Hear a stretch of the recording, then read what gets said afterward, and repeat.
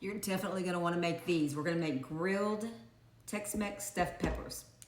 First, we're gonna go ahead and core the peppers. All right, so we're gonna core these first and get all the seeds and everything out. I usually stuff them from the top, but I think I'm gonna cut these and fill them that way, but I'm still gonna start by going ahead and getting this out, and that pops them right out. So now we've got them cut in half, so we're gonna go ahead and we're still gonna use this other part of this core, and we're just gonna kind of clean up the spines there and scrape out any more seeds that we might find. So this has little teeth on it kind of, and it'll clean all that out. So you just have to run it along there and it pulls them out. So we're gonna get all these cleaned out and then we'll continue prepping everything. I'm going to put these all, I cut them in half, I'm gonna put them down, cut side down onto the grill. We'll do that on grill, which is 400 degrees for 20 minutes.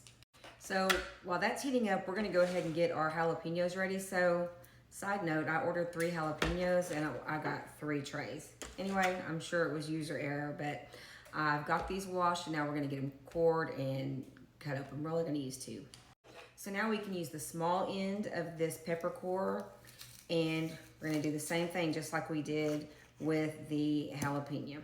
And see there, it pulls the core right out and we can scrape out the seeds. All right, so now we're gonna take these and we're going to dice them up really fine in this food chopper. And so the more you do it, the finer that they're gonna get. So that's kind of diced up. I'm gonna go a little bit further and get them really good and fine. There you go. All right, we're gonna put those in our bowl. And then there you can see I've got the grill in the open position and I'm just letting those cook for 20 minutes with the cut side down. All right, so now we're going to grate some cheese. We're gonna use, I call it the Taco Casa side because it's really the fine grate. And we're gonna use, I think about a cup is what we want with this.